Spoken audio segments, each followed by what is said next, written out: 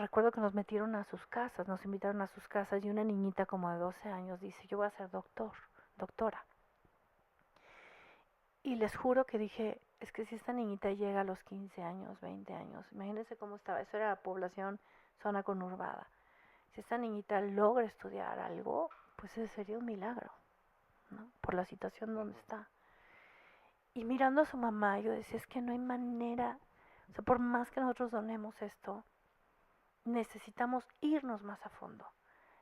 La señora no tiene capacidad, no tiene ni siquiera esa semilla que decía yo antes de voy a salir adelante, esa esperanza. Necesitamos trabajar con ellas para que la niña pueda salir adelante. Invitamos a dos ONGs que probaran, en vez de tener dispensarios médicos para atender la desnutrición, ¿por qué no ponen unos huertos y probamos? Y accedieron a probar. La verdad funcionó maravilloso. Ese es un programa que sigue vivo y es de seguridad alimentaria. Y esta institución lo que hizo fue medir y dijo, a ver, en un año brinca la pobreza alimentaria. Cuando en las otras zonas, cuando no tienen esta capacidad productiva, pues duran años en pobreza alimentaria. Algo que decían, la gente migra por falta de esperanza.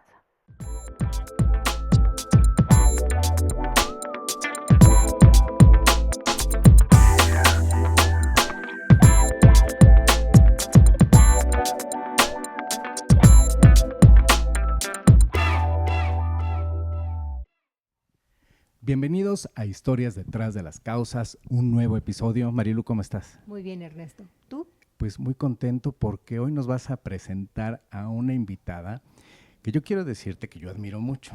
Yo también. Yo la admiro mucho y el año pasado te dije, por favor, hay que invitarla porque es de estas personas que son muy reconocidas en el sector. Yo he tenido el gusto de verla en muchas presentaciones, talleres, conferencias y en alguna vez, ya no recuerdo qué fue, hace 4 años que coincidimos en Aguascalientes en un evento, claro, ¿no? Sí. Por favor, presenta a nuestra gran invitada de hoy. Bueno, pues tengo el gusto de que tengamos en este espacio a Gisela Noble. Ella es directora general de Fundación Walmart, a quien admiramos y agradecemos mucho que nos acompañes, Gisela. Buenos Al contrario, días, gracias por estar ustedes, con nosotros. Muchas gracias a los dos, a CEMEFI también. Muchas gracias. Súper contentos de que estés aquí, de verdad. De verdad, sí. Somos fans. Gracias. Somos fans porque hemos tenido la oportunidad de verte en muchos eventos, compartiendo tu experiencia, tus opiniones y pues por algo eres muy convocada e invitada, ¿verdad? Claro, a los por eventos. Supuesto. Muchas gracias. Además, bueno, antes de iniciar, también me gustaría agregar que mi admiración también viene de conocer el trabajo de Gisela y su trayectoria y de que es una mujer que realmente ha transformado este ecosistema. Ya nos lo va a platicar, así es que quédense con nosotros para escuchar esta interesante charla. Pero bueno, para llegar a este punto de todo lo que has hecho en tu carrera ya como profesional, vámonos, invítanos a viajar en el tiempo y platícanos dónde naces, un poquito de tu entorno familiar, cómo está conformado, y si nos platicas un poco ya de tu niñez, adolescencia y tus estudios, porque justo queremos que en este viaje nos invites, en este viaje que nos vas a ir llevando, para que nos platiques por qué decidiste dedicarte a lo que hoy haces. Pues mucha historia, pero la verdad es, voy a llegar al final, que es, decidí dedicarme a esto porque la vida me llevó, es decir, no fue una decisión, pero hoy entiendo por qué pasó, ¿no? Y les voy a platicar un poco de eso, ¿no? Soy la cuarta de una familia de 5 hijas, la única que estudió administración, es decir, algo diferente a carreras artísticas, ¿no? Que tienen que ver con el arte, es decir, pues arquitectura, diseño, todas mis hermanas están en eso. ¿Todas mujeres? Todas mujeres, sí. Mi papá era arquitecto, ya falleció, mi mamá también ya falleció, pero mi mamá y mi papá siempre decíamos que su amor al arte, a lo bello, ¿no? Como este espacio, la arquitectura, lo bonito, tiene que ver con esa parte creativa que creo que me identifico un poco hacia allá. Pero también esa misma historia, donde percibí que desde mi historia o desde mi infancia era complicado el tema de la arquitectura, me fui a estudiar administración. Yo empiezo a trabajar muy joven, a los 18 años, sé que hay gente que trabaja mucho antes, entonces básicamente ese trabajo me llevó y me permitió estudiar mi carrera, estudié administración en el ITAM y me permitió ir acercándome al mundo dentro de un despacho de arquitectos en la administración, al mundo donde seguía viendo el tema del arte y de la creatividad, pero al mismo tiempo, pues dedicarme a la administración me llevó a realmente darme cuenta cómo cuando tú logras dar estructura, procesos a las cosas, es mucho más eficiente el trabajo y eso, sin duda, creo que obviamente mi carrera me ayudó a esta estructura mental, pero al mismo tiempo ver que todo puede confluir, ¿no? Después de 8 años trabajando ahí, casi 9 años trabajando ahí, decido moverme y me ofrecen trabajo por primera vez en el mundo de la filantropía. Y bueno, la verdad es que me muevo un poco pensando, voy a irme 2 años, necesito un cambio y luego regresaré al mundo corporativo, porque esa era mi decisión. Bueno, pues en ese entonces las casas de bolsa eran muy atractivos, las mismas agencias de publicidad, y me moví al mundo de la filantropía, según yo, pensando 2 años, y la verdad es que me encantó. ¿A dónde te fuiste, Gisela? Me moví a Casa de la Amistad para Niños con Cáncer, es una institución, la verdad, pues muy, muy querida por mí, todas las señoras, toda la gente que está en el patronato y el staff. La verdad es que fue una aventura que nunca imaginé, porque pues en la escuela, es una escuela religiosa donde yo fui, el Instituto Asunción, pues sí te imprime mucho con los valores. Hoy identifico muchas cosas desde la lucha por la justicia, la paz, o sea, ese tipo de valores creo que fueron desde ahí y desde casa. Pero ahí me di cuenta que sin duda esta carrera que yo había estudiado, más mi capacidad creativa de generar soluciones, fue creando nuevas formas de hacer marketing, nuevas formas de procurar fondos, procesos más eficientes. Y yo recuerdo que cuando entré, tenían más o menos como 100 niños en bancos de medicamentos y logré que se creciera 1,100. Bueno, logré, no yo, sino yo y las señoras, todo el mundo. Pero el ver que eso era posible, con una administración, pero también con una creatividad, con la gente, conocí el trabajo voluntario, conocí lo que tiene que ver con ese compromiso de los patronos, ¿no? De los miembros del patronato, mujeres voluntarias maravillosas que hoy sigo viendo y la verdad es que lo que me di cuenta es que esa pasión por servir, pues en realidad es un legado de vida, ¿no? Y es una forma realmente de trabajar hacia allá. Y ahí me quedé. También, ¿cuánto tiempo te quedaste aproximadamente ahí? Como 8 años también. Oye, yo quiero preguntarte, porque nos decías esto de la escuela de religiosas donde tú estudiaste y que digamos ahí fue pues una primera educación para sensibilizarte y darte cuenta, ¿no? de pues las necesidades que luego hay siempre en cualquier lugar, pero estar cerca de niños con cáncer no es un tema fácil para quienes no estamos acostumbrados, en primer lugar, a una enfermedad de ese tipo, pero sobre todo verla en niños. Cuando tú ves un niño con cáncer, yo he tenido la oportunidad de estar cerca de ellos y la conversación que ellos tienen de la conciencia de la enfermedad que luego padecen es muy fuerte para quienes no estamos habituados, ¿no?, a este tema. ¿Para ti fue fácil, ¿Cómo fue? Claro, o sea, o cómo fue no llevar a casa lo que tú veías en tu trabajo y llegar a casa y decir, oh, hoy me tocó ver, se nos fue este niño, o llegó uno nuevo que tiene esto, o híjole, es que nos urgen los tratamientos, los medicamentos y estamos haciendo un esfuerzo enorme. ¿Cómo fue para ti porque fue la primera experiencia, cómo fue para ti eso? Mira, en realidad yo creo que por mi personalidad, en nuestra vida de niñas hubo muchas épocas de mucha dificultad y creo que yo fui albergando adentro desde que era muy niña, porque sí me acuerdo de eso, como este driver o estas ganas de mirar las posibilidades, ¿no? Y de mirar un poco más si yo hago o muevo esto, seguro vamos a poder salir adelante. Claro, eso tiene otros costos, ¿no? Pero eso no es motivo de esta conversación, pero al final, creo que cuando entro ahí, que sin duda me pasaba lo mismo. Yo todavía dije que sí sin conocer el albergue, sin conocer la institución físicamente, solamente conocía a los consejeros. Y cuando entré ahí, sin duda, sí es algo que duele, ¿no? Pero creo que se me fue desarrollando desde esa niñez, esa parte de mirar la esperanza y no la tristeza. Es decir, por supuesto que es, y lo miro hoy, y creo que mi característica es esa, ¿no? Trabajo mucho más con gente que vive en pobreza y me pasa hoy lo mismo. Veo a la persona, intento ver, por supuesto que me duele, soy muy sensible y lloro mucho, pero intento ver esa como semillita que está dentro que le permite a la persona agarrarse de ahí para tener esperanza y caminar.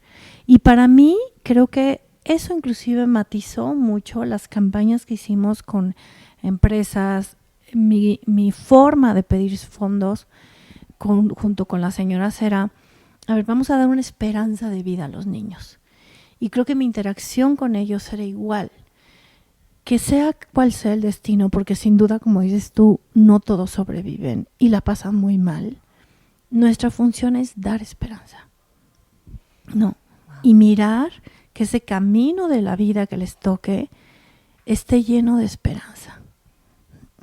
Es un proceso de aceptación, es un proceso que luego me tocó vivir en mis papás y en mi esposo.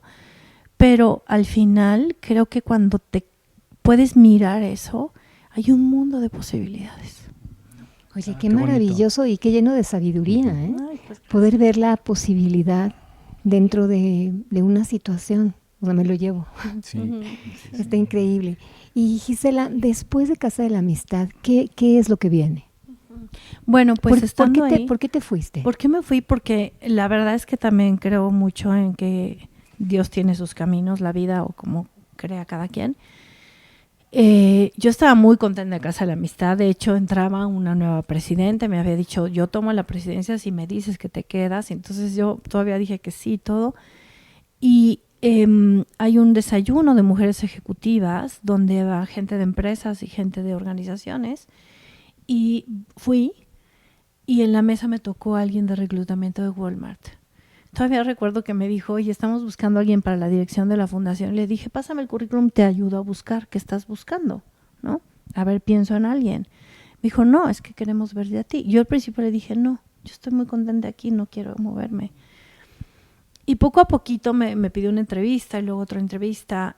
Y algo que me movió mucho, que creo que tiene que ver con esta historia de vida, es cuando avancé con las entrevistas, yo pensé, bueno, pues veo muchas posibilidades. O sea, hay aquí una posibilidad de transformar más vidas, no solamente, además de para los niños con cáncer que vienen en un estado de pobreza, lo que los tiene viviendo esa enfermedad en una condición más difícil aún es la misma pobreza.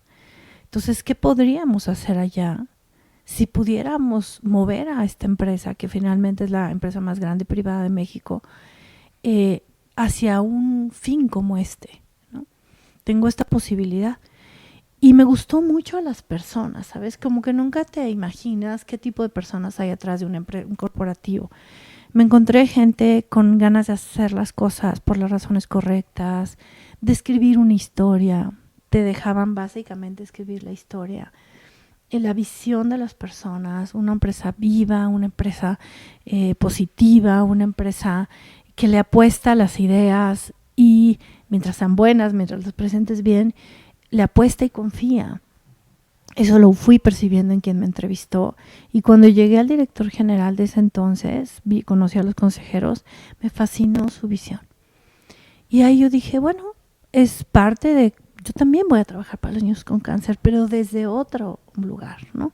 Y ahí tiene que ver mucho con eso. O sea, la pobreza, oíamos el otro día también en el foro de la OCDE, alguien dijo eso, ¿no? Al final, la falta de acceso, la falta de inclusión, te aleja de las posibilidades, aumenta tu pobreza, aumenta la exclusión, aumenta todo lo malo que puede suceder, es por la falta de oportunidades, y mirémonos a nosotros. La verdad es que si yo no hubiera tenido la oportunidad de quién confiara en mí, de estudiar, de ir a una escuela, de que mis papás, aunque la pasaran mal, pudieron darnos educación, realmente no estaría aquí, ¿no? Oye, llegas a Walmart, ¿ya existía la fundación o cuando te invitan a ti era para crear la fundación? Ya existía. Okay. ¿Qué año era, perdón? Eso era en 2003. Ajá. Mis entrevistas fueron por ahí de agosto, ya no recuerdo bien. La habían constituido en marzo del 2003. Había una persona, de hecho, y reconozco muchísimo también, Mercedes Aragonés fue muy clave en la formación de la fundación y ella sigue en el mundo filantrópico. Siempre pienso que existen personas que cambian la historia y ella impulsó eso, más obviamente pues el consejo y la gente que estaba en ese momento, pero me invitan a administrarla por ahí de agosto y yo entro a trabajar ahí en febrero del año siguiente. Tenían algunos estudios que habían hecho sobre causas, habían hecho como muchos estudios de qué busca la gente, y me encuentro una fundación apenas formándose, por supuesto que sí, con causas elegidas. En ese momento venían muchas causas, era salud, educación, nutrición y niños. No había tanto presupuesto, es decir, estaban iniciando, no sabían bien cómo por dónde. Y desde ahí, ¿no? Empiezo. Esto era una fundación donde había 3 personas, en realidad, o 2 personas, ya ni me acuerdo, la directora y alguien más. Y es un consejo, que el consejo estaba constituido por gente de la compañía, por el consejo directivo, y ahí entré. Entonces estamos hablando de una fundación empresarial. Exactamente, ¿no? una fundación Y recién Okay. creada, por lo que entendemos. Recién creada, sí. Bueno, yo soy una fan del proyecto que tú has impulsado de pequeños productores. Me encanta ese proyecto y me gustaría que nos cuentes cómo evoluciona este Walmart con el que tú entras, esta fundación que va iniciando a ser la fundación que hoy diriges. Y cómo se inserta este proyecto, de dónde viene el proyecto de pequeños productores. Mira, viene, yo creo que tiene mucho sello mío, la verdad, porque al principio de todas estas causas elegimos que íbamos a tener el tema de la nutrición. ¿Por qué? Porque pues naturalmente pensábamos que el 90% del negocio estaba en tema de alimentos y que era como lo obligado a hacer, ¿no? Y no estábamos pudiendo tener impacto en lo demás. Es decir, si tú pues ves la mirada de la educación, hay muchas cosas que atender en educación. De los niños, muchas cosas desde salud, educación, temas de drogadicción, temas de rehabilitación, enfermedades, hay muchas cosas que atender. Salud, pues igual es infinito. Entonces, hubo como la necesidad de enfocar y se eligió el tema de la nutrición. También éramos ya ya donábamos alimento a bancos de alimentos y dijimos por ahí. Pero la verdad es que nace un poco la intención de hacer algo más, porque me tocó ir a varias organizaciones que recibían recursos. Nosotros dábamos recursos monetarios a varias organizaciones y esto de especie. Y nos fuimos dando cuenta, yendo a las comunidades, si bien bancos de alimentos es muy importante su labor en la parte de subsistencia, es decir, realmente hay gente que si no tuviera esa alimentación no podría alimentarse, y siempre hemos dicho eso, ¿no? Si la gente no tiene para comer, pues no puede ni pensar, ¿no? Entonces, ese era un tema.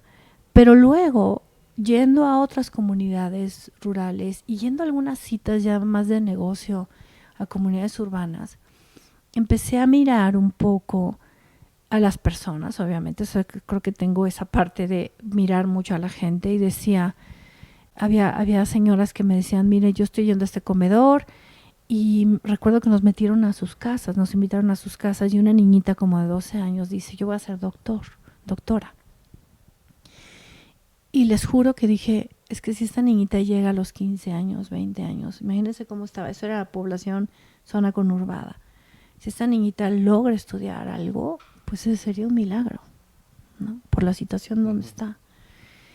Y mirando a su mamá, yo decía, es que no hay manera, o sea, por más que nosotros donemos esto, necesitamos irnos más a fondo. La señora no tiene capacidad, no tiene ni siquiera esa semilla que decía yo antes de voy a salir adelante, esa esperanza. Necesitamos trabajar con ellas para que la niña pueda salir adelante. Y luego visitando comunidades rurales, sin duda cuando los niños ya tienen desnutrición, hay que atenderlos con papillas, ¿no? Pero a veces me tocó ver a una señora que tenía 5 niñitos que habían pasado todos por el programa de desnutrición. Yo decía, si en zona rural tienes tierra, ¿cómo regresar la capacidad, pues yo diría hasta ancestral que tenían de autoproducir en esta señora para que justo transforme la visión del niño, ¿no? Y podamos realmente avanzar en que ellos generen algún otro tipo de actividad productiva, pero sobre todo una mirada diferente en los niños.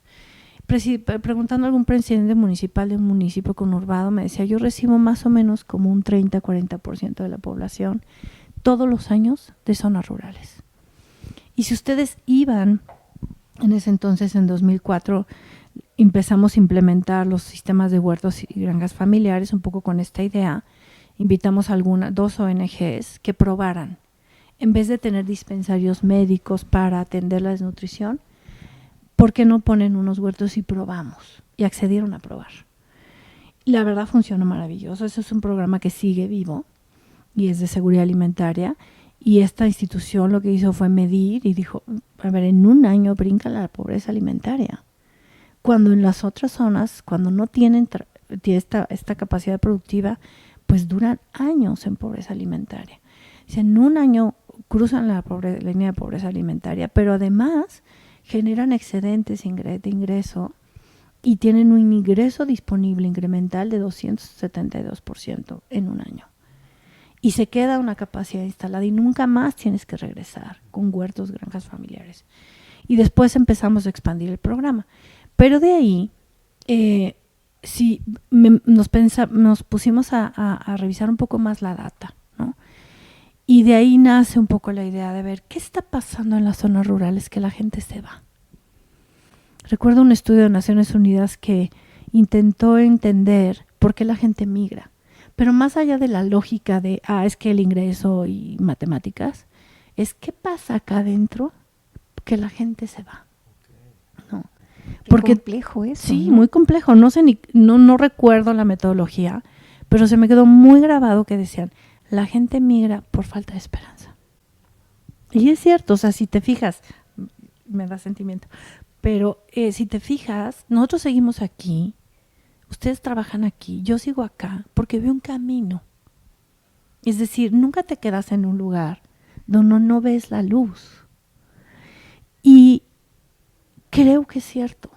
Si la gente lleva años viviendo en pobreza, le regalan, pasan instituciones, pasan organizaciones, le dan cosas y han pasado generaciones y generaciones cada día más pobres, por supuesto que te vas. ¿Quiénes son los que migran? Decía la ONU.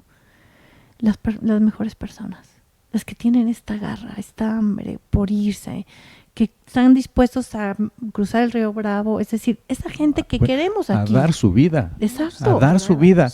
Y que, como dices, tienen esa garra porque además, ¿a quiénes están dejando? A sus padres, a sus hijos, a sus mujeres, a sus hermanos, ¿no? Pero justo a quienes dejan es su motivación. Claro, ¿no? claro. Porque su perspectiva es darles un futuro mejor. A eso iba, ¿no? que se van, ¿no? Salen de sus pueblos para poderles enviar sustento. Entonces, qué interesante lo que nos acabas de decir, porque yo nunca había escuchado justo que alguien, una persona o una organización se preocupara por justo eso. ¿Qué pasa en el interior, en su corazón, en su mente, en sus sentimientos, que motiva la expulsión de la gente? Y por lo tanto motiva el cambio. Ajá. Si tú lograras a esa persona que se va, darle esa semilla de esperanza aquí, en su tierra, la gente se quedaría. Como todos nosotros, nos quedamos donde sentimos que podemos avanzar.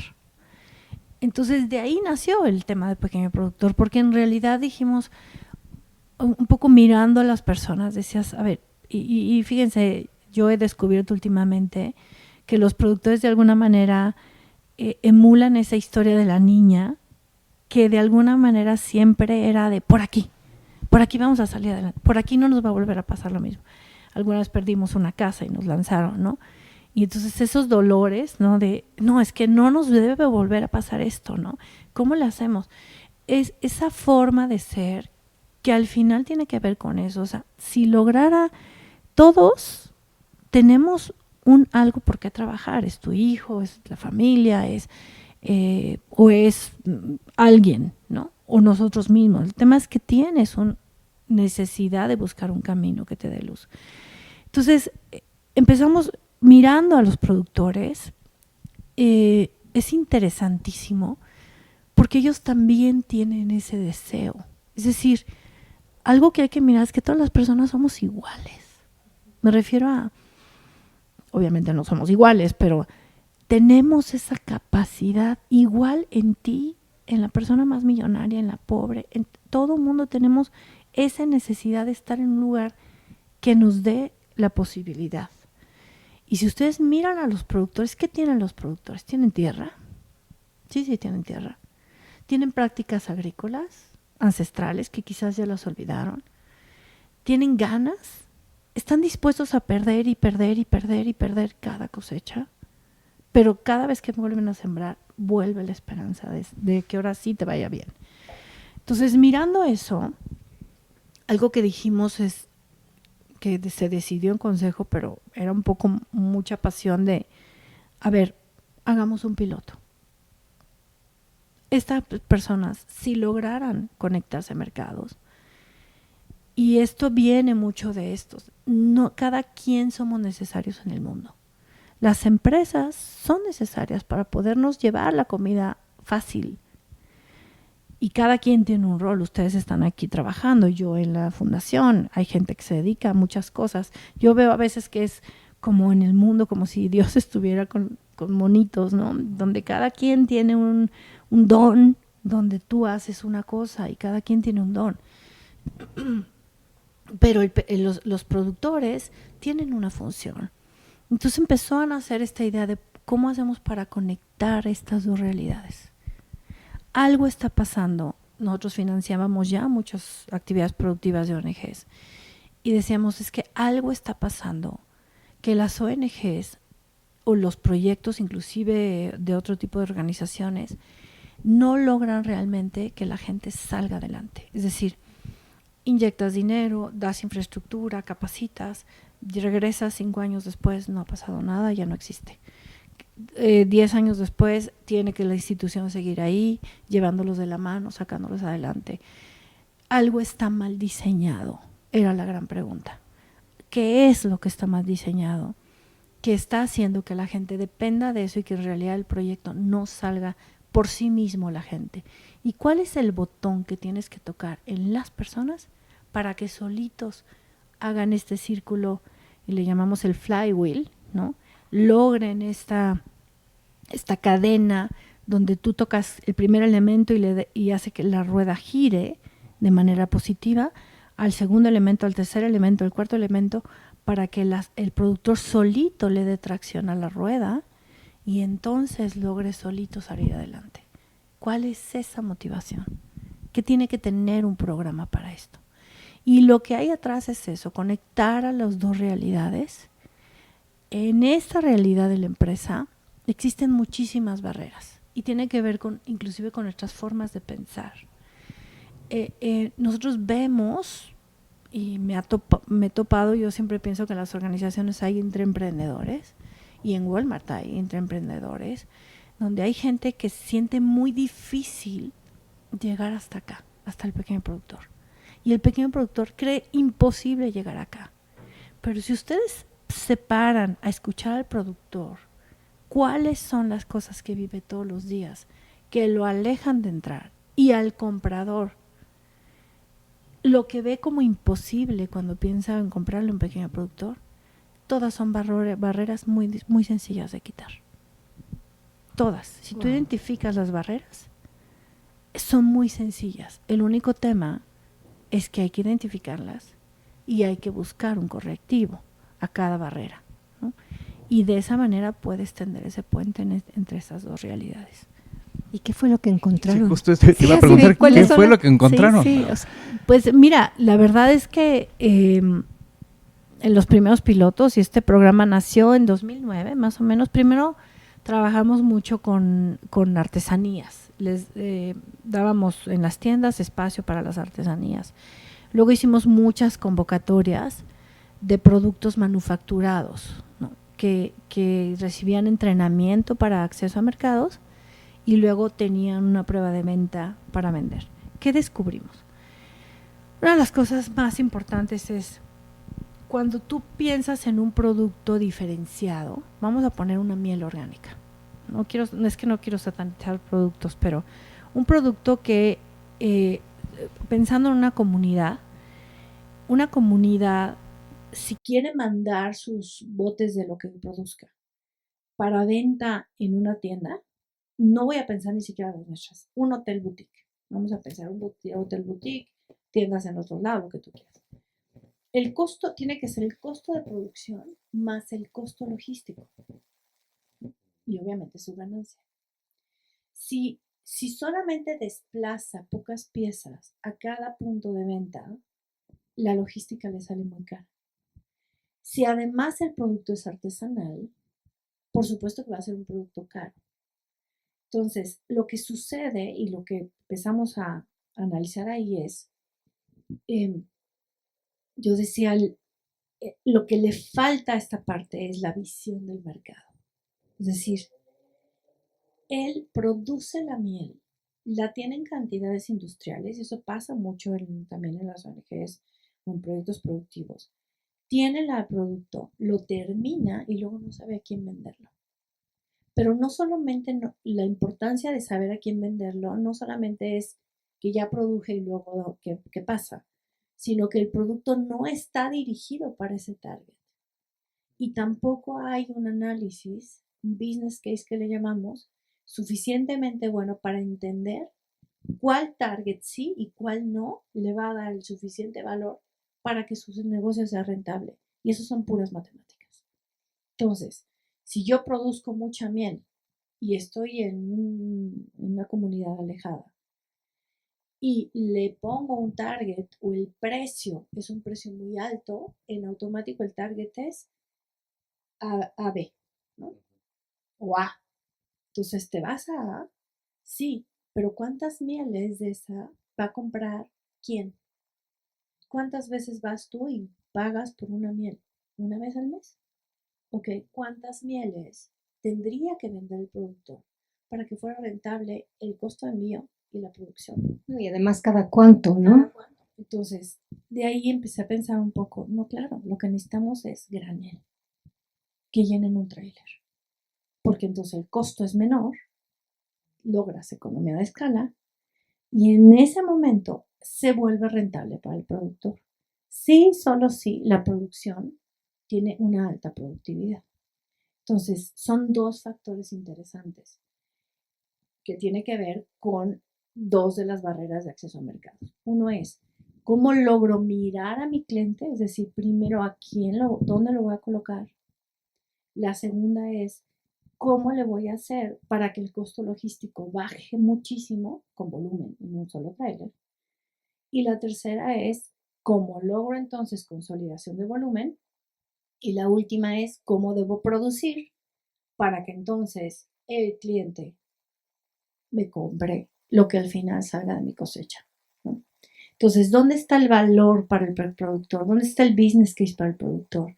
Está en el volumen, por lo tanto en la asociatividad, en la organización comunitaria. Y la última es, para que esto funcione con un cliente que te va a recibir volumen, como nosotros, como tiendas que reciban volumen, lo que necesitas es tener una producción adecuada y con los estándares de calidad para que ese cliente realmente no te lo vaya a rechazar. Entonces, si tú miras, son estas. Ahora, hay otras barreras que son barreras de, que ya lo tiene el productor. Ahora, ¿qué pasa? ¿Cómo hay que trabajar con el comprador? El comprador típicamente lo que piensa es, me vas a traer una cajita de jitomate, va a venir mal. ¿Cómo voy a lidiar con 200 productores? Porque son cajitas. No. Ese mito lo vamos a quitar. Nosotros vamos a preparar el producto para que te entregue trailers. Tú vas a lidiar con una agroempresa de muchos productores y te va a entregar con calidad y con volumen. La misma calidad que tú le pides al grande. El mismo volumen. No hay tratos especiales. Lo único que necesitamos es que nos compartas información de cómo compras y qué quieras comprar. Es decir, suena sencillo, pero nuestros paradigmas hacen a veces que no sea fácil el decir voy a comprar como una decisión de empresa y de negocio. Creo que algo fundamental es, estos proyectos no pueden ser caridad. Tienen que ser proyectos que generen valor y rentabilidad a ambas partes. Si no, no funciona. A ver, a mí me interesa preguntar, porque en este proceso de entender el producto, cómo comercializarlo, ¿cómo lo manejaste en un primer momento?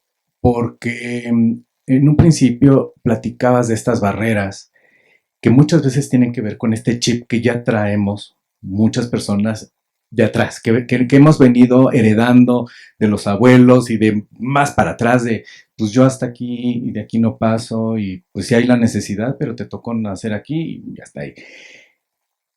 Y por otro lado, dentro de la empresa, ¿qué sucedió? Porque tú eres fundación y entonces quiero saber si la empresa estaba totalmente abierta o cómo fue ese tránsito para decir, a ver, desde la fundación tenemos este proyecto y queremos que en los espacios de Walmart, Sam's, no lo que sea, que vamos a querer un espacio donde los productos que salgan de este proyecto tengan un espacio dentro de las tiendas Walmart y salgan al mercado ya para nuestros clientes. Hubo barreras desde el inicio con los productores y luego en el punto final con los grandes ejecutivos de la tienda. ¿Cómo trabajaste esto? Mira, parte, bueno, además quiero decir esto y eso lo platico mucho con Marilu. Esto es un ecosistema.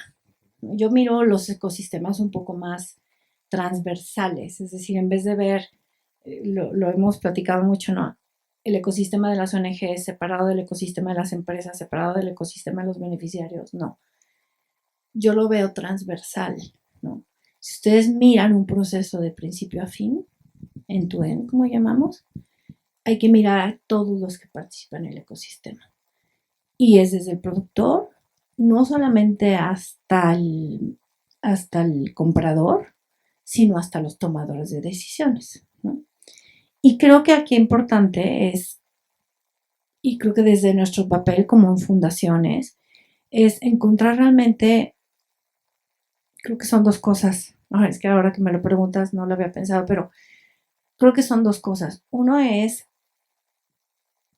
un mecanismo realmente que se sustente por sí mismo, es decir, hay una hipótesis de cambio, que por supuesto que en un inicio fue, quiero hacer esto, funcionaría así, quiero que hagamos un piloto, y por supuesto que se rompen muchas resistencias. Creo que en el mundo de la filantropía nos pasa muchísimo, que miramos a veces, y voy a decir esto, a la gente que lo necesita con una mirada distinta.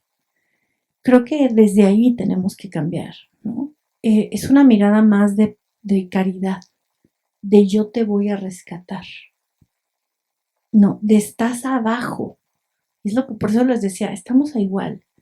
Tú estás abajo y yo por lo tanto vengo y te doy. Pero nos pasa a las fundaciones también hacia las donatarias.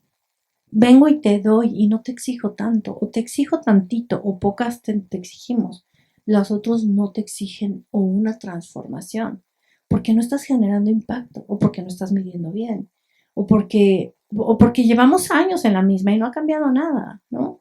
Algo tienes que mover. Entonces, en la parte de interna del consejo, sí hubo resistencias. Porque esta mirada de la filantropía también es muy de cada persona. Hay personas que en ese entonces, ya hace 20 años, más de 20 años, sí hubo gente que dijo, ¿por qué tenemos que hacer esto? Si lo que hay que hacer es dar donativos y ya, ¿no? Y eso, como escuchamos, ese es un modelo de fundación. Yo no critico nada, nada más ese es un modelo de fundación corporativa. Hay otros modelos de fundación corporativa diferentes. En este caso, la gran pregunta que rondaba en mi cabeza era, ¿cómo generamos el mayor impacto? Está padre el camino de dar dinero, hay que seguirlo dando, pero algo está pasando aquí que tenemos que estudiar porque no está jalando. Ninguno de los múltiples proyectos que estamos financiando está generando permanencia y sostenibilidad en los proyectos. Hay que estudiarlo. Entonces, cuando dijimos esto, cuando dije esto en el consejo, sí hubo gente que dijo, pero es que no, ¿para qué hay que hacer esto? Hay que dar cheques y ya. O hay que hacer este tipo de campañas y se acabó, ¿no?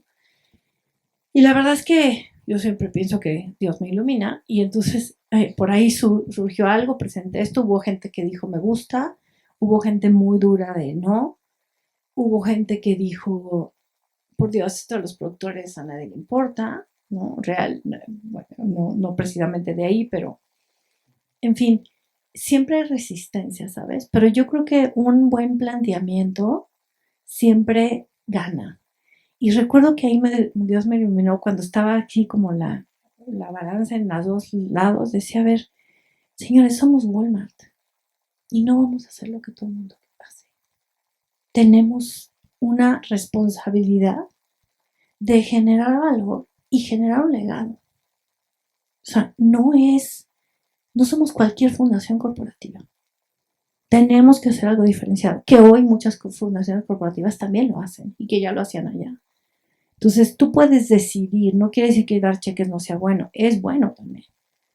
Pero en ese momento, siendo Walmart, el tipo de empresa que somos y la capacidad que tenemos de comprar, porque la decisión de comprar o muchas decisiones de las mismas empresas generan buenos incentivos para cosas o no. Entonces, si miramos el ecosistema, por eso decía yo de principio a fin, tus decisiones de compra pueden ser transformadoras de ciertas realidades. Hoy vemos mucho movimiento en la sustentabilidad y si los compradores no estuviéramos empujando que el empaque, que esté libre de sulfatos, o sea, muchas cosas con los proveedores, quizás no se aceleraría el cambio. El cambio se está dando en el productor, pero aquí está. Entonces, lo mismo acá.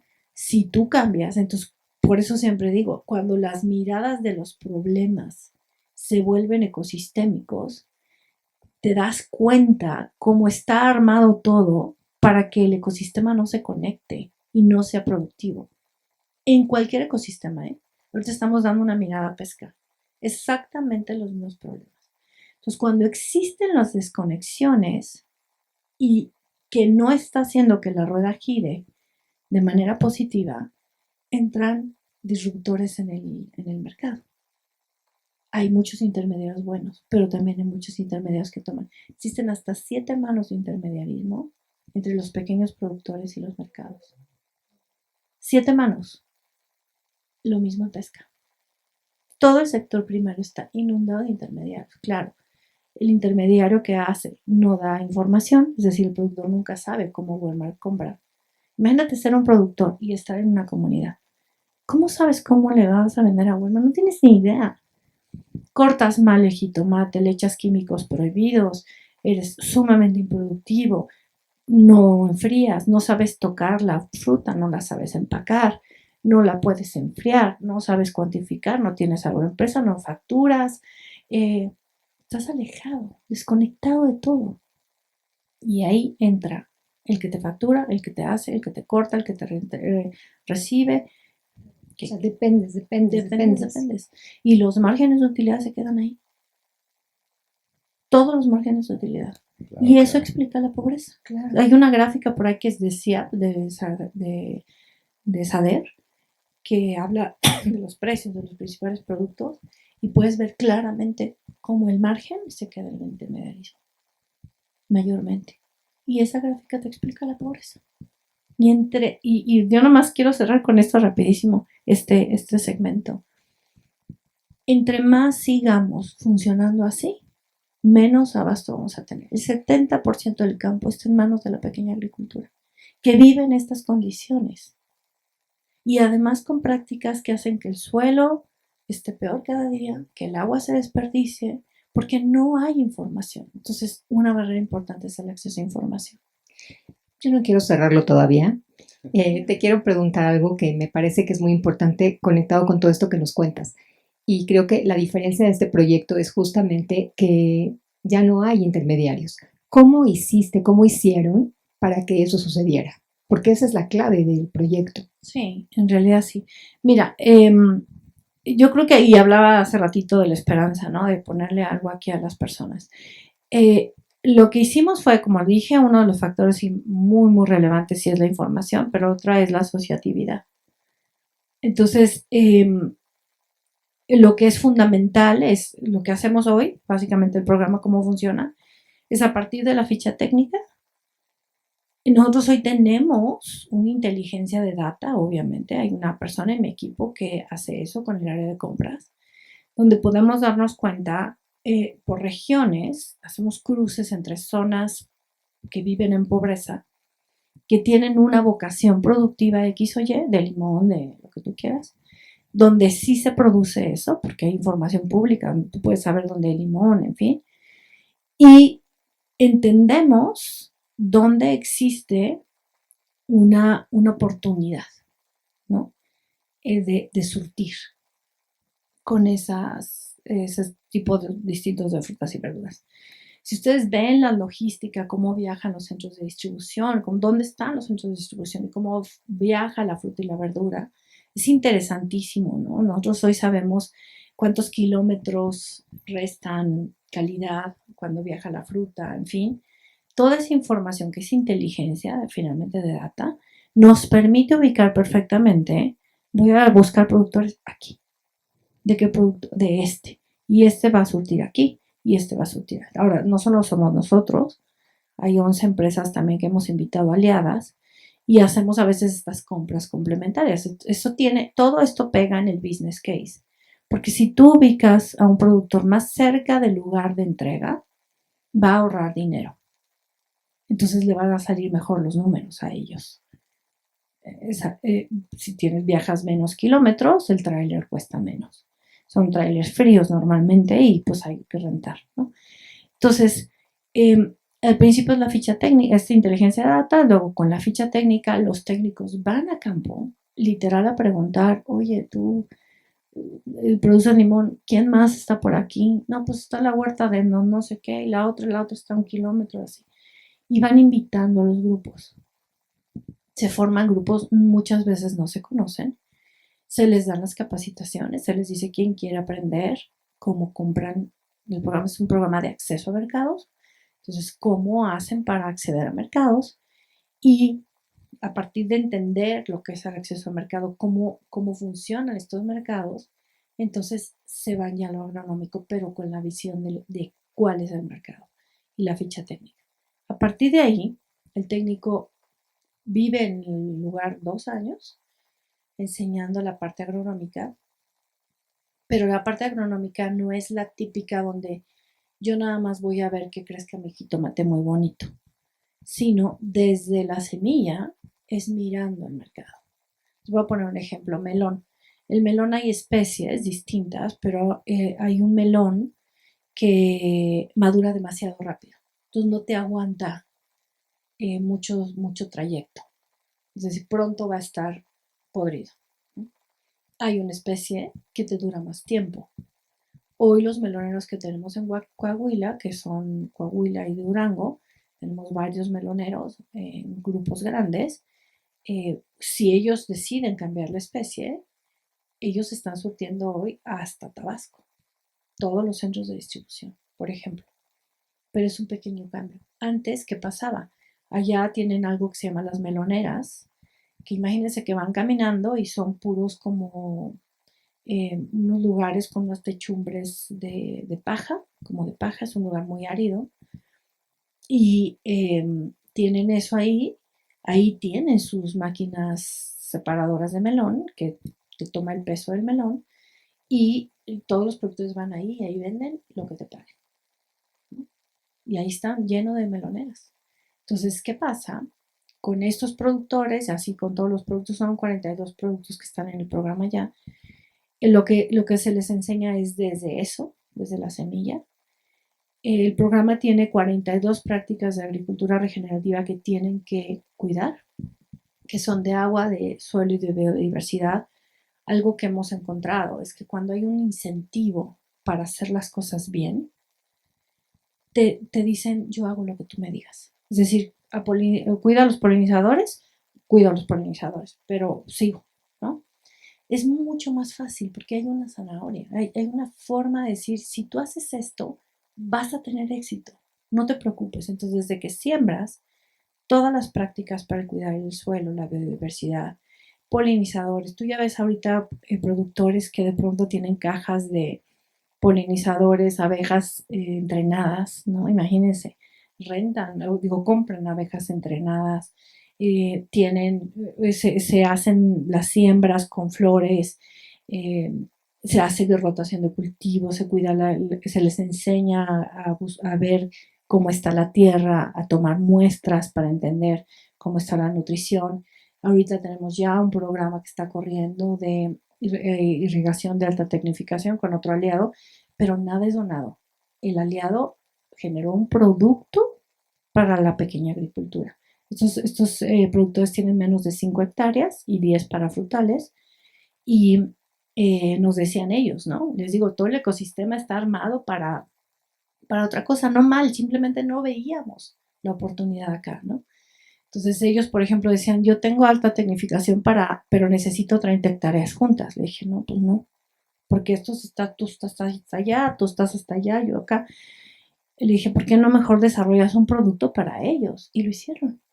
Y hoy los productores compran con sus ahorros del programa sus sistemas de alta tecnificación, que no son 3 pesos, son de 4 millones, de 2 millones, así, y están produciendo así, con unos ahorros de agua. En el piloto que hicimos ahorraron 600,000 metros cúbicos de agua en una zona nada más en Tamaulipas con naranja, en un año, con el sistema de alta tecnificación.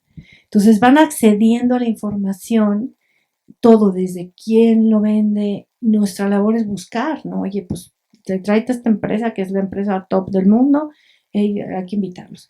Ahora no sé qué. Entonces, ¿qué pasa? Que también ellos a veces nos dicen, no sabía que existía el 70% de la tierra en esta condición, pero es una oportunidad para todos. Y realmente así funciona. Entonces, después de agricultura es un año, terminan los productores, normalmente vemos este efecto, llegan 200, se les da la agricultura, luego se les dice, ahora sí, ¿quién se quiere constituir para abrir una agroempresa que pueda facturar y que pueda vender formalmente? Por supuesto que el 10% dice yo, porque da miedo, porque hay que poner dinero. Y el efecto que hemos visto en todos los grupos es, una vez que se constituyen estos, empiezan a vender. Al principio limpian la fruta en sus garajes, en sus parcelas o donde sea, ponen máquinas, se paran a mano, porque se les enseña desde cómo cortar, cuándo cortar, qué haces con la fruta, cómo le tienes que medir la calidad, por ejemplo, la dulzura, la textura, un aguacate, todo eso.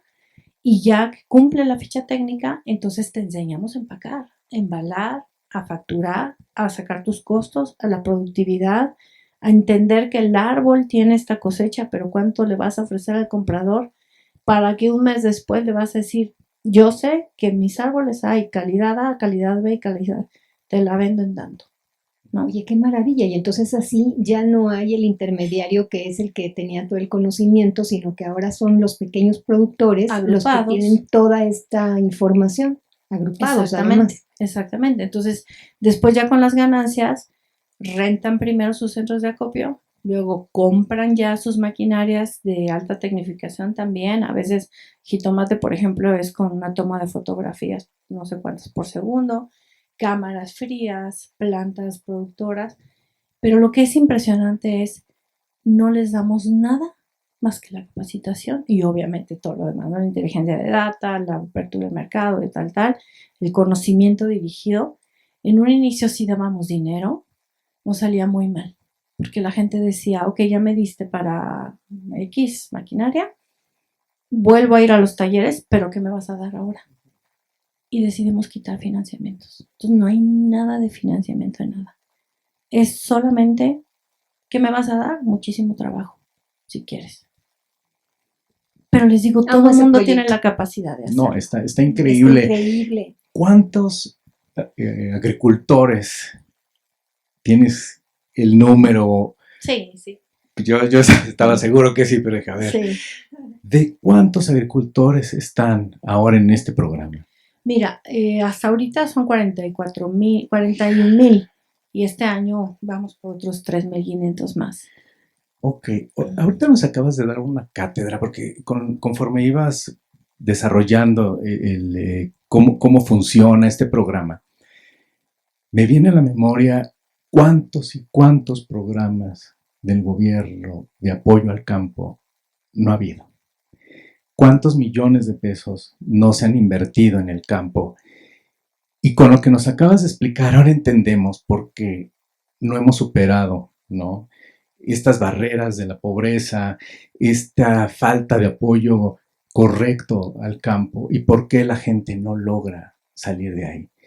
Yo creo que con lo que nos acaba de decir, bueno, más allá de entender, ¿no?, porque no ha habido una mejoría, nos acabas de explicar perfectamente todo este proceso y de cómo el dinero que debería de estar en el campo para trabajarlo y hacerlo más crecer, ¿no? No había llegado. Este programa es fascinante, como dice Marilu. Y ahora yo me acuerdo justo cuando estábamos allá en Aguascalientes en una cena que nos invitaron y estaba sentada junto a Marilu, yo estaba enfrente de ustedes dos y empezaste a platicar de esto y nos decías que tienen que irlo a ver, con esta pasión con la que ahora nos lo platicas. Es que ahora me queda mucho más claro, de verdad, este programa de Fundación Walmart. De verdad, muchísimas felicidades. Muchas gracias. No, es impresionante. es impresionante. Seguramente los ejecutivos de Walmart, ya de la tienda, seguramente estuvieron tan impresionados como yo en este momento de ver los resultados y los logros de la fundación y de los recursos, ¿no?, que la empresa le da a la fundación para estos programas. Sí, ahí te quiero hacer un paréntesis. No, yo soy muy crítica a veces de lo que no estamos haciendo bien y hemos hecho algunas mediciones de impacto. Yo decía justamente eso, cómo regresar y decir, señores, hay que apagar este programa porque tampoco funcionó o esto sí está funcionando, ¿no? Entonces hicimos un estudio que nos hizo el CIDE y ahí fuimos entendiendo que sí, la gente brinca la línea de la pobreza en el segundo año tan solo por el aumento de productividad. El segundo año es nada. Aumento de productividad y mejores de calidad. Pasa un efecto muy curioso. El intermediario entiende que ya hay alguien ahí y en automático lo respeta más. Entonces les paga ya. Y luego cuando conectan al mercado, el ingreso crece un 90%. Es decir, antes de conectarlos al mercado, ya tienen ese brinco, ¿no? Pero sí es interesante, y yo les decía de los tomadores de decisiones, también, como este programa no queremos que sea una filantropía pura, el rol de la fundación es acelerar el desarrollo, es decir, ponerlos como debe ser.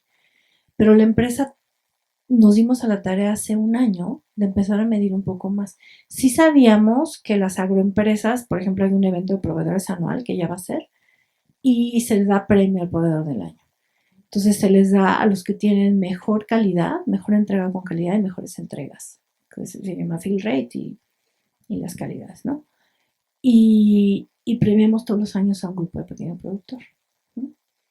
Pero queríamos medir en el conglomerado qué pasa. Y lo que nos dimos cuenta es que los productores tienen mejor calidad, 5% mejor calidad que el proveedor convencional. Y además tienen mejores cumplimiento de entregas, lo cual implica que tienes, la calidad es mejor tiempo de vida en el anaquel, mejor producto. Hoy es el 16% de la compra de las categorías participantes, viene de pequeño productor, Pero justamente lo que dices tú, cuando le hablas a la gente en el idioma que ellos también les importa, empezaron a entender que esto no solamente tiene este valor social, sino que también para la empresa es bueno, ¿no? ¿Y qué está sucediendo ahorita? Lo que nos dicen es, hay que acelerar. Aceleremos esto. A mí me encanta este programa porque como que me ejemplifica muy claramente qué importante es la corresponsabilidad de uno y otro lado, ¿no? O sea, finalmente, pues las comunidades conocen su tierra, la han trabajado siempre, pero pues con los intermediarios y con, pues como que hay conocimiento que quizás pueda ser más técnico, que no necesariamente está tan cercano, y esta posibilidad de la empresa de acercarlo, de la fundación, de dar toda esta información que le pueda contribuir a sacar provecho de un recurso que ya tienen, me parece maravilloso. Y se me hace que justo en este ecosistema, como bien dices, que no es solo la filantropía ni tampoco la empresa sola, sino que somos todos junto con las comunidades y las organizaciones, esta es la respuesta, ¿no? Como el resultado, la corresponsabilidad que se puede hacer entre unos y otros actores. Exactamente. Y yo ahí quiero agregar una cosa, ¿no? Y a mí misma me pasó. Si tú no entiendes la data, pero de todo el ecosistema en el cual participas, es difícil dos cosas. Que entiendas qué cachito tú cubres de todo el ecosistema. Y estoy hablando desde empresa, fundación corporativa, ONG, inclusive el pequeño productor. Si ellos no, si nosotros no nos ubicamos cada quien realistamente en yo cubro este cachito, pero miras el ecosistema desde arriba, es muy fácil que te quedes pensando que tu solución es perfecta y es la mejor que hay. Y que pierdas el interés de aprender. Entonces, yo hoy sigo convencida de que cuando miramos el ecosistema desde una mirada más de aprendizaje, lo decía el otro día yo, creo que las sorpresas que yo misma me di con esto es impresionante. O sea, que no vivía la pobreza aparte de la empresa, sino que todo era parte de una realidad donde todo confluye para que se siga, para que se perpetúen los problemas y se agraven. Pero cuando tú miras cómo puedes tú moverte del lugar y con ese pequeño cambio logras transformaciones, a veces implica el dolor de ver que lo que estás haciendo no es suficiente o que no está bien dirigido. Yo sé que estamos apretados con los tiempos, perdón, pero me gustaría saber cómo ha sido para ti, Gisela, esto. O sea, ¿cómo encontraste este punto de decir, a ver, esto no lo estoy haciendo, no lo estamos haciendo correctamente? Hay que mover esta parte. ¿Cómo aprendiste tú? Pues mira, yo creo que uno es aceptando, que creo que ese es el proceso que a veces a los humanos nos cuesta más trabajo y es el ego, aceptando que así no vas a generar más valor que el que ya todo el mundo genera y que tú mismo generas. O sea, cuando si te prende la cabeza de que quizás esto no sea tan guau como yo pienso, te abres a aprender. Creo que es como un pequeño cambio de quizás no estamos bien, ¿no? ¿Por qué no hacemos un pequeño switch? Yo me acuerdo que en ese momento cuando yo estaba buscando modelos, yo soy muy de entregar data, ¿no? Al consejo de, a ver, esto así, medimos esto, hicimos para entender, y quizás es mi deseo de siempre buscar más, ¿no? Y perfeccionar las cosas, pero en ese momento que empecé como el tema de la nutrición, hablando con las personas de, no, esto no, lo que estamos haciendo no va a transformar la vida de nadie, son paliativos. Cuando vi en ese momento, empecé un poco a pensar cómo medir el impacto de una fundación corporativa. Y me tocó ir a dar una conferencia en Londres. No de estos temas filantrópicos, en ese momento estaba yo instaurando todo lo que era RCE y los fondos sustentables y así. Me tocó llevar esa área muchos años, desde que nació, y me fui allá y estuve con dos personas, uno era del BID y otro de la ONU, y nos fuimos caminando a comer, fíjate todas las cosas que pasan en la vida. Yo les decía, yo vine a esta plática también porque además del foro, venía a esta plática porque quiero encontrar un modelo diferente que realmente genere más impacto, ¿no? Y uno de ellos me contestó, me dice, le dije, para usted, ¿cuál es el rol de las fundaciones corporativas? Y me dijo, yo creo que yo lo veo más como es un rol de mirar las problemáticas, estudiar los problemas, diseñar soluciones, implementarlas, se miden una vez, nada más si lo estás haciendo bien, y entregarlas a la sociedad. Dije, ok, entonces está, como que todo confluyó, ¿sabes? Ver que las personas, el presidente municipal que me dice que migra el 30-40%, la niña que me dijo eso, el que yo había ido a una comunidad a ver esto, el darme cuenta que lo productivo no estaba en la conferencia de la ONU. O sea, son estas pequeñas milagros, yo le llamo milagros, mi cosa religiosa ahí está, pero esos milagros que no son que venga Dios y se te aparezca como todo el mundo pensamos, son las pequeñas cosas que pasan en la vida que te empiezan a dar como esa luz de es por aquí. Pero creo que el sentimiento primario era no lo estamos haciendo bien. De nosotros no se espera eso, ¿sabes? Y yo creo que de mí no se espera eso, en el fondo, muy atrás, ¿no? Y eso ya me pega con cosas muy personales, ¿no? Pero sí, creo que es ese, el que tuviéramos la capacidad de mirar, y lo hemos platicado mucho en el sector, a veces nos pasa que nos paramos a dar conferencias de lo que hacemos como si fuera lo único, pero no hay tanta hambre por aprender, ¿no? Y por decir, y quizás lo mío no esté bien. Es fuerte lo que acabas, muy fuerte lo que acabas de mencionar. Se nos está acabando el tiempo, pero no quiero que nos despidamos. Yo sé que hay otros programas en Fundación Walmart, como el del voluntariado, que es muy famoso, muy reconocido. ¿4K? 2K. ¿2K? Ok. 2 kilómetros. Por favor, un recorrido rápido por estos programas que no hemos aquí abordado. Antes de despedirnos, por favor. Bueno, el voluntariado, desde que entré, era así como tiene que ser el eje de la fundación y ya nació, al principio era nada más ONGs, luego nos dimos cuenta que muchas estaban preparadas para recibirlo, otras no, y la experiencia de los asociados era muy mala. Somos una empresa muy grande, ya no sé en cuánto vamos, pero como 200,000 asociados, y asociados somos los empleados. Y entonces el tema aquí era, y todo lo que diseñamos siempre lleva a la cosa de cómo logro una solución no para una tienda, para el volumen, para las más de 3,000 tiendas, ¿no? Entonces, y todos estos asociados de oficinas, de centros de distribución y tal. Entonces, hoy tenemos un modelo, hemos navegado por todo, desde cuando el vicepresidente del formato nos decía, yo quiero que hagan esto en tal mes, tal mes, tal mes, hasta hoy que es un modelo muy libre. Hoy cada tienda, en cada unidad, en cada centro de distribución hay un líder de esto, de las actividades de la comunidad, y básicamente les damos como un framework, que es un budget por asociado, que eso lo paga la fundación, y ellos pueden elegir unas causas dentro de las causas que en la comunidad sea. Tenemos muchos controles, somos una empresa que tiene muchos controles anticorrupción, muchos controles que todo, lavado de dinero, muchas cosas, como muchas fundaciones, pero les decimos los básicos que tienen que cubrir y de ahí ellos buscan las actividades y logran ellos incorporarse a lo que quieran. Pintan escuelas, limpian playas, ríos, lagos, dependiendo de dónde están van a orfanatos, llevan comida a los padres de hospitales que se quedan afuera.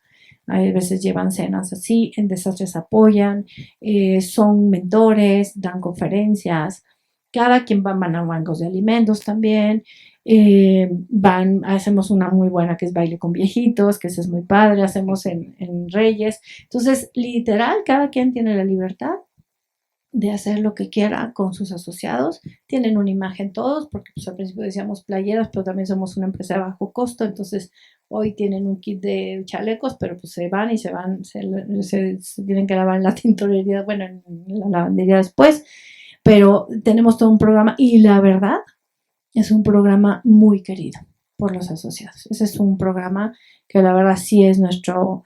Y además lo ves hasta en las oficinas de staff. Cada vicepresidencia hace algo que te acaba de pasar, de compras, de finanzas, en fin, ¿no? Ese es uno. El otro que tiene que ver con comunidades, desastres naturales, como saben, pues llegar, otra vez elegir dónde agregas valor, ¿no? Para nosotros es entrega de comida y producto, y nuestra promesa siempre es antes de 24 horas está en la zona de desastres, ¿no? Y ahí tenemos aliados como Cruz Roja, que es una maravilla. Y luego tenemos el programa de bancos de alimentos, que el programa de bancos de alimentos hoy le llamamos un programa de aprovechamiento, pero en realidad el enfoque no es la donación, sino aprovechar toda la mercancía que no se vendió. Y entonces tenemos varios programas, ¿no? Tenemos programas con asociados, tenemos bancos de alimentos. Sí, con bancos de alimentos trabajamos con casi 100 organizaciones que reciben todos los días de centros de distribución y de tiendas. Y tenemos varios proyectos. Hemos estado trabajando en proyectos de cómo recuperar mercancía del campo y cadena de frío, o sea, muchas cosas que estamos probando y probando. Es una alianza padrísima que tenemos con Bamex, ¿no? Ahí, luego también tenemos programas con asociados y con People, que tenemos un programa de becas muy lindo con los asociados donde puedes hacer hasta tu licenciatura ahí. Y eso está muy padre también. Tiene 3 años el programa y ya tenemos más de 6,000 becados de asociados. Ese es otro programa. Y sí tenemos las convocatorias abiertas cada año para organizaciones que trabajen en el tema productivo y así. Dentro de Pequeño Productor tenemos otras vertientes. O sea, se trabaja no solamente esta parte de incorporación, sino también los jóvenes, cómo regresamos a los jóvenes a la agricultura. Y estamos hoy trabajando con universidades porque descubrimos, bueno, además de que no hay jóvenes en el campo, cómo los regresamos, cuál es el driver que tenemos que tener para regresarlos. Y una de las cosas que hemos descubierto es que en las universidades donde enseñan algo de agronomía casi no tienen visión al mercado. Entonces también estamos haciendo algo por ahí.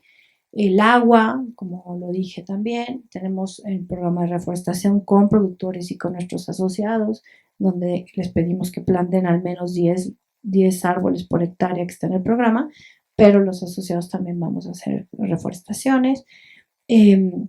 Básicamente y el programa obviamente de huertos y granjas familiares en comunidades indígenas que sigue. Ya, si no mal recuerdo, llevamos 1 millón de personas más o menos que estamos apoyando ahí. Y lo que es padrísimo es, por ejemplo, ya tenemos ahorita la primer comunidad indígena que hace 8 años recibió su huerto y granja y que ya está vendiendo jitomate en Walmart. Wow. ¿Esta dónde está? ¿Esta comunidad? Esa es la zona Mazahua, que es donde empezamos con el programa de huertos y granjas.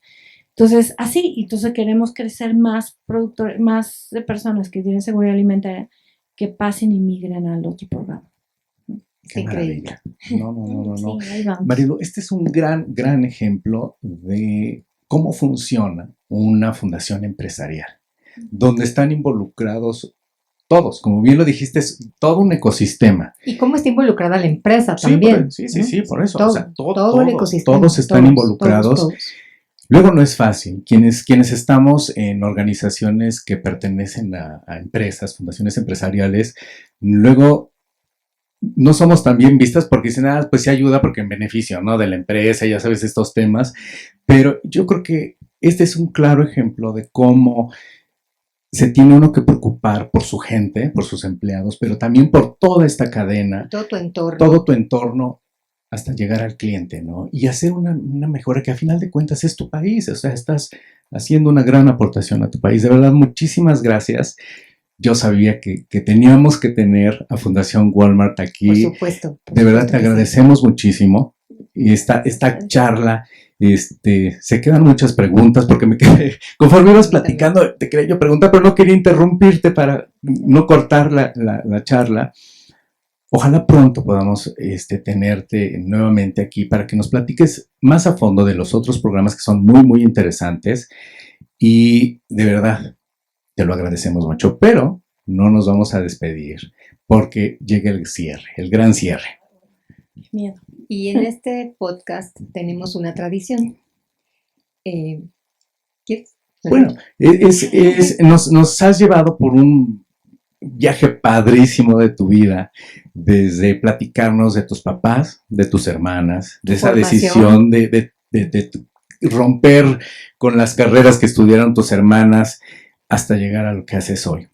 En este tránsito que te hemos pedido que nos lleves, ¿ha habido alguna o algunas personas a quien hoy recordando o en algún momento has recordado que digas, híjole, no te lo he dicho, pero gracias a ti estoy aquí haciendo lo que hago hoy? ¿Quién es o quiénes son esas personas? Y que además les quieras dedicar este espacio.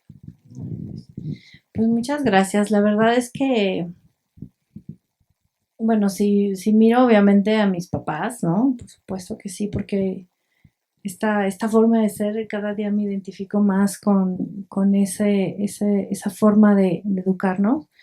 Ya hablaba de la sensibilidad de mi papá, pero también de esta disciplina de los dos, de mi mamá, la creatividad, en fin, todo eso se los debo a ellos y la verdad es que eso es fundamental. La dos, pues bueno, mi hijo obviamente, que sí ha sido un apoyo impresionante, todo, ¿no? Mis hermanas, que son así, bueno, somos muéganos todas y al final como compañeras en todas las aventuras. Pero bueno, creo que dentro de esto, bueno, pues sí, mi primer jefe, la verdad, fue el apoyo que me dio para poder estudiar al tiempo de trabajar, cuando tenía apenas 18 años, fue invaluable, ¿no? Creo que eso sí, mis dos primeros jefes. Después sí tengo que mencionar a las señoras de Casa de la Amistad, el patronato, Chiquis, Amalia, Mani Ballesteros, Carmen, Merche Corral, en fin, todas las señoras que están ahí, todas, fueron impresionantes como apoyo, como guía, los consejeros, ¿no? También Alfonso Rodríguez Peña, Carlos Castillo, que me enseñaron mucho, ¿no? Como consejeros, como tesoreros, muchísimo me enseñaron. Pero bueno, de Casa de la Amistad, por supuesto, el staff de Casa de la Amistad, que me enseñó muchísimo todos los días. Y luego, pues yo les diría acá en Walmart, pues desde quien me contrató, Raúl Argüelles, ¿no? Y en ese entonces Eduardo Castro, que ya no está. Pues cada uno de los presidentes que ha estado ahí ha sido impresionante. Después, pues Eduardo de la Garza, ¿no? Que también fue mi jefe, ahora Javier Treviño. Pero sí les diría que muy en especial la gente que me ha seguido, ¿no? Ellos por supuesto que te impulsan y te lideran y te dan guía, pero la gente que sigue mis locuras a veces, ¿no? Los asociados, yo diría a mis jefes también que con una confianza ciega pues preséntalo y ya. Los consejos en general, en todos, cada consejero que ha estado ahí, pero Marinela, pero Mercedes, Jorge Familiar, un apoyo impresionante ha sido para mí en mi vida, ¿no?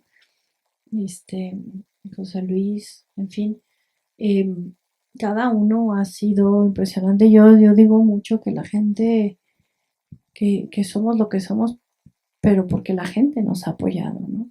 Y bueno, mis amigas, ¿no? Que mis amigas mis amigos han sido, pues, apoyo en la oscuridad, que ha habido muchos momentos de oscuridad personal y laboral, pero también este consejo de administración que yo le llamo los amigos que son ellos que te ayudan a tomar decisiones, que yo siempre digo que hay que tener amigos de la vida y amigos que sean tu consejo de administración, aquellos que te digan las cosas que no quieres escuchar y que te paren, que te guíen, que yo tengo, todos mis amigos son gente dura, son gente no suave y yo quiero eso en mi vida. Claro, son los verdaderos la amigos. Gente que realmente te quiere, ¿no?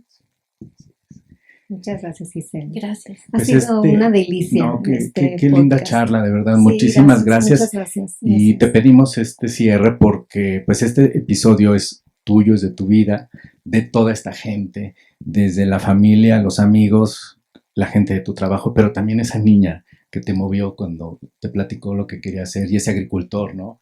Toda esa cadena de gente donde, pues, la verdad creo que tenemos un trabajo maravilloso donde tenemos esta cercanía con todos ellos, ¿no? Sí. Pues muchas felicidades a ti y a tu equipo, que me queda claro que son poquitos, pero hacen mucho. Pues no, ya ni tan poquitas, ¿verdad?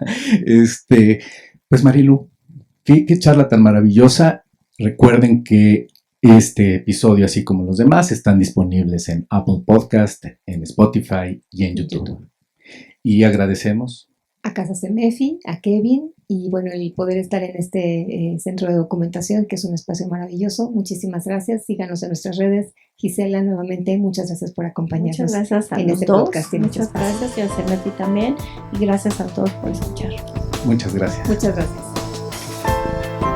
Esto fue Historias detrás de las causas, charlas con expertos en filantropía sobre las vivencias que marcaron su camino y su visión profesional para ayudar a otros. Historias que inspiran.